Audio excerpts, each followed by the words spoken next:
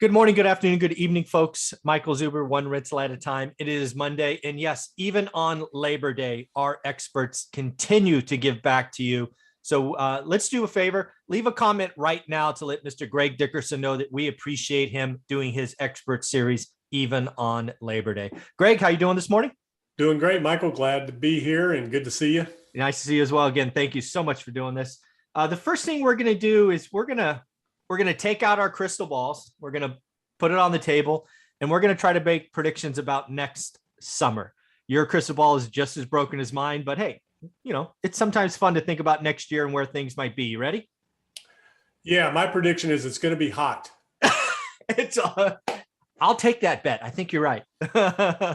So let me share this with you because again, I shared this on my channel. I walked through my logic with everyone. Oh, am I not sharing? There it is. Okay, good. All right, here we go. You can see it now. Yes. Yep, I got it. All right, cool. Let me make it just a touch bigger. And we're going to go through, I think it's 8 questions. First off, this is obviously not financial advice. It's just 100% guessing. But I think it at least when I went through this, Greg, it kind of oriented to me what investing I'm going to do now, right? With kind of what expectations I have for next year. So let's see. So here you go. Question number 1. Obviously, I'm a real estate oriented channel. And one of the things we've been suffering through, Greg, for the last 18 months is available inventory, right? Available inventory at the last recording was 1.32 million. A normal market or average market's about 3 million. So by next year, 12 months from now, will we still be A, under 2 million, B, somewhere between 2 and 3 million, or do you think a bunch of supplies coming in will be over 3 million? Again, 12 months from today. You know, there's a lot of variables that can affect that, but, you know, I say we'll probably be between 2 and 3 million. I think inventory levels are going to pick up a little bit, but we're going to still stay below where we need to be from a normal supply demand standpoint. Yeah, I think that's reasonable. I think that's exactly where I was. So, okay, that's step 1. You'll see a lot of these tie together as you've kind of alluded to. Next up, interest rates. You're on record. I think you say this all blows up at 5%. I think if I remember correctly, maybe it was 4. I think it was 5. Interest rates today are just over 3. So where do you think rates will be in a year? Will they still be under 4? Will they be below or between 4 and 5? Or do you think they might be over 5%? 30-year fixed rate. Correct. I think we're still going to be under 4% in a year from now. Okay. You know, based on where we stand in terms of economic activity and things like that, I just don't see them being able to raise it anytime soon. Yeah, that's exactly where I was. I actually, in my video, I think I said, if I would have, instead of next summer, if I would have said like next December, I might have said just over 4. Rates, I went back 50 years. Rates don't move that fast. You know, because again, a move from 3 to 4 is 25%. Right. You know, it's 1%, but it's a 33% move, right? 1% move on a base of 3. So yeah, I think I could see us getting to 4, but you know, 4 is for me, 4 is the magic number. Oh, 4 is the magic number. 4%. I think that's where you're going to see serious problems. If you get to 5, it's lights out. But I think 4% is the number mentally for a lot of people. As long as you're in the 3s, everything remains healthy. You get out of 3% range into 4, and that's going to trigger a lot of pushback mentally from a lot of people. Yeah, even though, right, old guys like you and I know that 4% is still really cheap money, but we've had 3% money and 2% money. So it just feels, yeah, there'll be a lot of, so 4% is the magic number. I was wrong. Okay. All right. That's number 2. Here's number 3. So there's a lot of talk by what I call the handout administration about creating a first-time home buyer, some kind of credit, whether it's a tax credit, down payment assistance, some new program. So basically, there's kind of a 2-part question. One, do you think that gets created between now and next summer? If the answer is no, kind of over. If the answer is yes, do you think it has a cap at 15K? Or do you think the cap might be something in excess of 15 grand? I have no idea. You know, that's the one thing they're not really talking about right now in the administration. I think they have a lot of other things they're focused on. So I really have no idea what to expect there. So I'm gonna have to say no. I wouldn't expect to see anything on the table for housing because everybody knows the market's overbaked right now. And I think the biggest talk right now on the table is how the Fed has created a serious problem in the housing market. So if they come out and try to provide any more incentive, I think that's going to create even a bigger problem. So I think we need to see the dust settle a little bit before they try to push any more programs to encourage house buying. Yeah, this is one where you and I disagree. Well, first off, we agree logically. I mean, your logic is solid, and the last thing you need is more demand today, right? All right, we have a supply problem, not a demand. So creating more artificial demand or incentive demand in the short term is a bad idea. So the answer should be no, but I actually went with C. I'm like, yeah, they're going to do it, and it's going to be big, right? I think the cap could easily be 25 grand. Again, it's a cap. Not everybody gets 25 grand, but that's kind of where my head's at. But yeah, it's interesting. Again, both of us have no idea. No, there's no talk of anything right now, so I really don't know. Yeah, I think it's baked in the cake. They're just not telling us, but we shall see. Right? This is just all opinions and speculation and guesses. How about higher taxes? Right? This is specifically higher taxes on capital gains. Kind of the same deal. One answer could be no when you're done. If the answer is yes, do they kind of capitulate, meet somewhere in the middle? I picked 30%. Or do you think they just raise it to ordinary income as they've been talking about going forward? Yeah. So again, I mean, they're not even really talking about a whole lot of that right now, but I would say definitely that they're going to attack capital gains, especially for higher income earners. Mm-hmm. If they can segregate it that way of over 30%, they're definitely going to be going after corporations, capital gains. Yeah. And I mean, there has been talk of retroactively taxing capital gains. So there has. Yeah. And unrealized gains. I mean, that's another big part of the conversation. And on top of all that, there's information out there about how much, more information from the banks will help the IRS collect a lot of money. So may not be long before they're going to reconcile your taxes with your bank accounts. Yeah. So I went yes, over 30%. I think this is a very slippery slope. I've seen several articles talking about unrealized gains for billionaires specifically. Man, they go after unrealized gains. That's a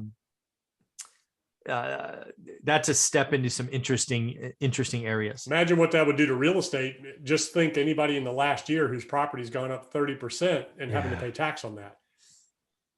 Yeah. No, thank you. I don't want to think about that. Capital gains tax, not real estate taxes, because that's going to go up too. Yeah, that's scary thoughts. All right. How about rent? Obviously, this is rent specifically for single family homes. We have seen rent increases in double digits the last year. It seems to be popping off everywhere across the country. Do you think that continues? No, again, is an acceptable answer. Yes, but under 10% or yes and over 10%. Single family. I think homes. It's going to be local, but I think in some areas, yes, it's still going to be over 10% rent growth in a year. Some areas it may decline. So, that's hyper local, but in your high demand markets, I think you're going to continue to see pressure on rents, especially if we get another surge of the COVID variant this fall up in the Northeast, like they're talking about. They're saying our surge in the Northeast. I'm not Northeast, but Virginia North. We haven't really seen the big surge like they've seen in the South. I'm not sure where you stand on the West Coast right now. I guess some areas, it just all depends. So I think you're going to see demand again from people leaving the Northeast when that starts to happen. Gotcha. Okay. Yeah. Rent growth. Yeah.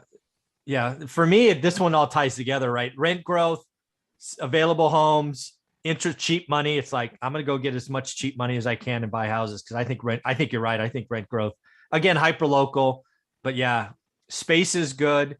And again, I think we talked last week, demand moves faster than supply, right? The want for a house is much easier than trying to have a builder build a new house. It's just demand can move so much faster. Positive net migration. So if you go to U-Haul, they have some great statistics on moving, people moving in the areas they're moving to. So if you just follow that, where are people moving to? That's where your rents are going to go up because there's going to be competition. Yeah, I actually did that. I talked about, I think last week, memory serves, the top 3 states. Nashville was number 1. Florida was number 2. And I think Texas was number 3. All states. Well, Nashville's not a state, but I'm sorry, Tennessee. You're right. Sorry, you're right. Good catch. It might be if they keep moving in, because that's the fastest growing city in Tennessee, I think. Yeah, you're right. It was Tennessee, but the city was Nashville. Thank you very much. Good catch. So now let's talk about inflation.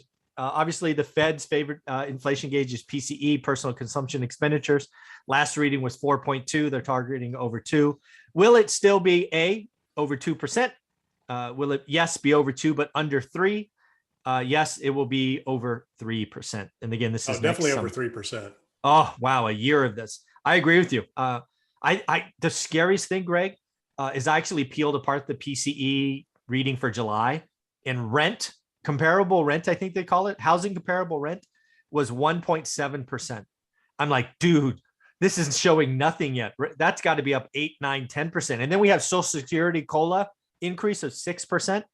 This PCE gauge is about to explode, I think. So I agree, 3%.